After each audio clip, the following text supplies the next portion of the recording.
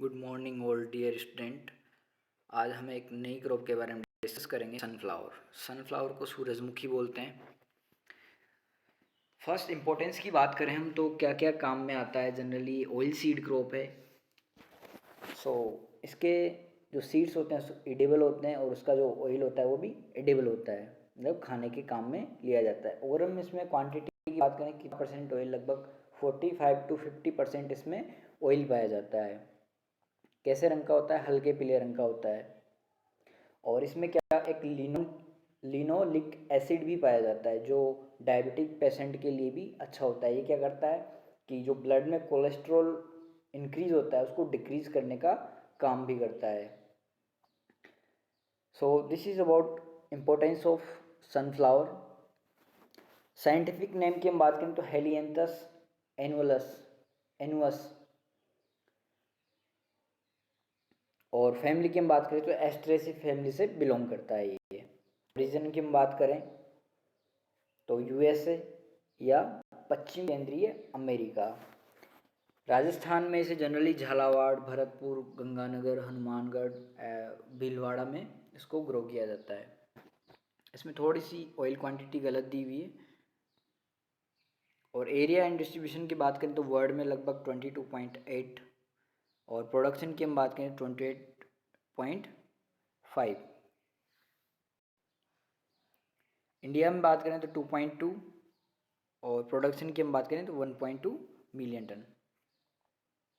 Classification की बात करें तो जनरली इसमें थ्री टाइप्स पाए जाते हैं। Large white seeded type having high oil content. उसके बाद सेकंड है small black seeded type. First था लार्ज वाइट सीडेड जिसमें हाई क्वांटिटी ऑफ ऑयल पाई जाती है। उसके बाद सेकंड है small black seeded type, best for eating seed, जो खाने के लिए जो सीड काम में लिए जाते हैं उसके लिए इसको ग्रो किया जाता है। उसके बाद नेक्स्ट है intermediate type with strip seeded, good for both eating and oil purpose. Botanical करें तो इसका प्लांट कैसा होता है? हाइट होती है लगभग 1.5 to 6 मीटर और इसका इन्फ्लोरेसेंस कैसा होता है? पुष्पक्रम कैप्सुलम होता है और ये क्रॉस पोलिनेटेड क्रॉप है। एक जनरली इसकी पोलिनेशन की हम बात करें तो इसमें क्या होता है कि क्रॉस पोलिनेशन बहुत माइनर होता है। इस वजह से जहाँ तक हम कोशिश करें कि लगभग 1 से 2 बी बॉक्स, मतलब हनी बी के बॉक्स अपने फील्ड में रखें जिससे पोलिनेशन ज़्यादा से ज़्यादा हो सके, क्योंकि पोलिनेशन कम होगा तो ऑब्वियसली अपनी ईल्ड क्या हो जाएगी? डिक्रीज हो जाएगी। क्रोमोसोम नंबर की बात करें तो 34। Heads are 10 to 15 centimetre in diameter with 40 to 80 rays brown और ब्लैक डिक्स। देखो इसके फ्लावर्स की हम बात करें, इसका फ्लावर का डायमीटर कितना होता है? लगभग 10 से 15 सेंटीमीटर का डायमीटर होता है इसका हेड का। और इसमें जो रेज होती है आपने देखी होगी, धारियाँ बनी होती है ब्लैक ब्लैक ब्राउन कलर की, वो कितनी होती है इसमें? लगभग 40 to 80। सीड में बी वाइट, ब्लैक और black with white strips.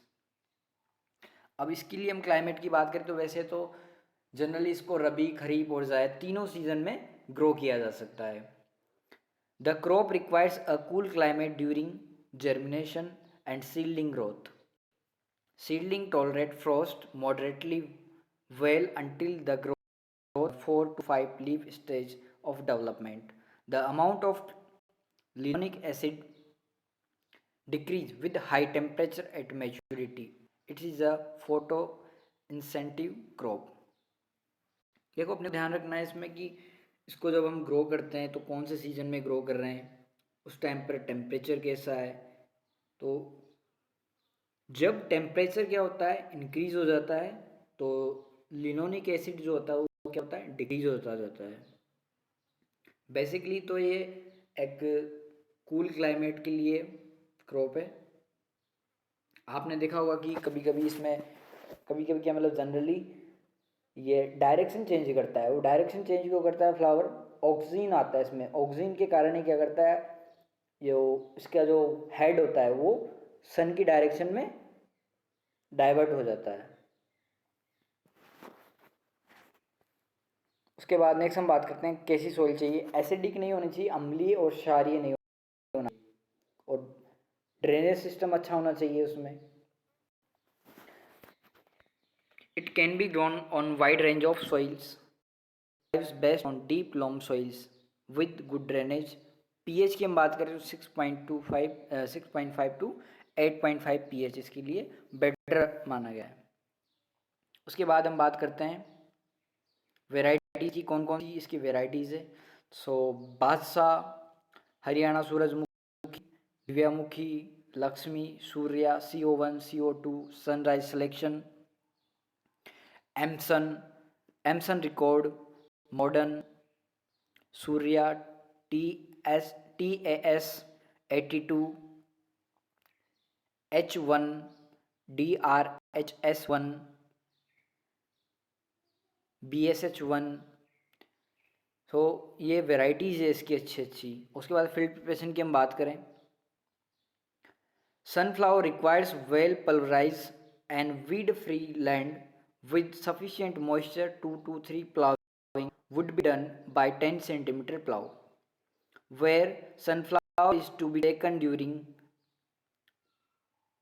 Rabi season, should be done after pre-irrigation.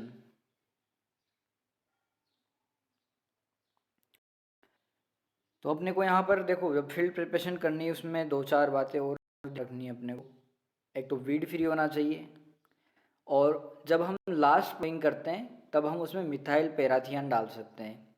25 kg per hectare अपने को पाउडर फॉर्म में डालना है।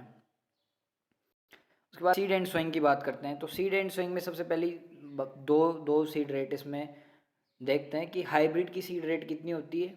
हाइब्रिड की हम बात करें तो 8 kg पर हेक्टेयर, और जनरली बात करें तो 10 से 12 kg 10 to 12 kg per hectare use में लेते हैं।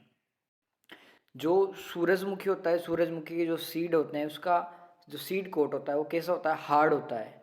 इसलिए इसको जल्दी से जल्दी जर्मिनेट करने के लिए लगभग इसको 12 से 18 घंटे अपने को क्या करना है, पानी में भिगो कर रखना है। और इसको ट्रीटमेंट करना है किसके साथ, थायरम के साथ। 3 से 4 ग्राम पर केजी सीड आप ले सकते हो, 3 से 4 ग्राम पर केजी सीड, और 6 से 10 ग्राम ट्राइकोडर्मा से भी अपने को क्या करना है, इसको ट्रीट करना है। और एक चीज़ और इसमें ध्यान रखनी है कि जनरली इसके जो सीड होते हैं वो खाने में टेस्टी होते हैं। तो उन बर्ड्स को क्या होते हैं, बर्ड्स इसको खा जाते हैं जनरली। अपने सोइंग किया उसके बाद बर्ड्स खाना स्टार्ट कर देते हैं, तो उससे बचाने के लिए अपने को क्या करना है, नायलॉन की जो जालियाँ होती है उसको जनरली यूज़ में लेना है, प्लास्टिक या नायलॉन की। सीड रेट हमने देख ली। सोइंग टाइम देखो, खरीफ का first fortnight of July, rabi first fortnight of October, zaid first fortnight of March. रबी, खरीफ और जायद तीनों में इसको हम ग्रो कर सकते हैं, और स्पेसिंग 20 सेंटीमीटर रखना है इसमें। सीड ट्रीटमेंट मैंने आपको बताया कि थायरम के साथ आप यूज़ में ले सकते हो, ट्राइकोडर्मा से भी यूज़ ले सकते हो। मैन्योर्स एंड फर्टिलाइजर्स की हम बात करें तो लगभग 10 टन आपको क्या करना है, FIM डालना है। और at the time of sowing 300 kg single super phosphate, 80 kg MOP and muriate of potash, and 65 to 100 kg urea. After the first irrigation 60 to 100 kg urea आपको फिर से यूज़ में लेना है। इसमें थोड़ी सी गलत दी हुई है, मैन्यूर्स एंड फर्टिलाइजर्स। और उसके बाद वीड मैनेजमेंट की हम बात कर लें तो रबी क्रॉप्स में be irrigated thrice after 4 to 5 leaf stage, 40 days मतलब 40 दिन बाद करनी है। उसके बाद 75 दिन बाद जब फ्लावरिंग स्टेज आती है, और 110 मतलब 110 दिन बाद डेज ऑफ सोइंग जब ग्रेन फिलिंग स्टेज होती है। तो इसकी बेसिकली अपने को इरिगेशन और वीडिंग दो चीज़ें ध्यान रखनी है। फर्स्ट 40 डेज पर इरिगेशन और वीडिंग, सेकंड 75 डेज पर, और थर्ड 110 दिन पर। Irrigation requirement of sunflower during जायद season is high, it requires 4 to 8 irrigation at an interval of 10 to 15 days. Generally देखो रबी सीजन की मैंने आपको बताया 40, 75 और 110 दिन, तीन आपको ध्यान रखना है। और उसके बाद खरीफ वाला जो सीजन है उसमें जरूरत है नहीं, और जायद वाला जो सीजन है उसमें लगभग 4 से 8 इरीगेशन अपने को देना है हर 10 से 15 दिन के अंतराल के बाद। ये तो वाटर मैनेजमेंट और weed control. Interculture operation essential to minimize the competition of sunflower plant with the weeds। Control करना है बेसालीन से 1 kg 800 से 1000 लीटर पानी में अपने को डिजोल्व करके और स्प्रे करना है। उसके बाद डिजीज़ की हम बात करें, डिजीज़ कौन कौन सी आती है। Charcoal rot, charcoal rot is a major disease of sunflower.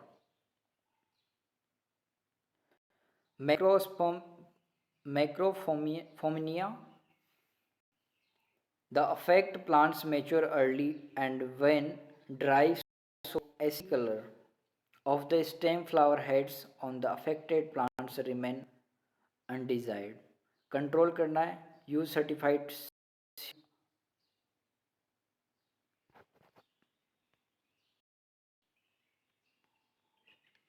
Plant should be removed and burn, और रोटेशन यूज में लेना है। उसके बाद विल्ट आ जाती है। विल्ट को कैसे कंट्रोल करना है अपने को, क्रॉप रोटेशन करना है, डीप प्लोविंग करनी है। विल्ट कोई सी भी स्टेज पर जनरली अटैक कर सकती है। उसके बाद insect and pest. Seeding pest, seedling are cut at ground level by cutworms. Generally cutworms क्या करते हैं, जब छोटी छोटी सीडलिंग्स होते हैं जब अटैक करते हैं, usually in patches through out of the field. देखो हमने जनरली ग्रो किया और अच्छा सा जर्मिनेशन हो गया, उसकी सीडलिंग स्टेज आ गई, तो कटवॉर्म क्या करता है कि जो सीडलिंग्स को खाना शुरू कर देता है, तो उसमें पैचेज आ जाते हैं फील्ड में। उसको कंट्रोल करने के लिए मिथाइल पैराथियन मैंने पहले बताया था, फील्ड प्रिपरेशन के टाइम ही अगर हम डाल देते हैं तो कटवॉर्म की दिक्कत ही नहीं आएगी फील्ड में।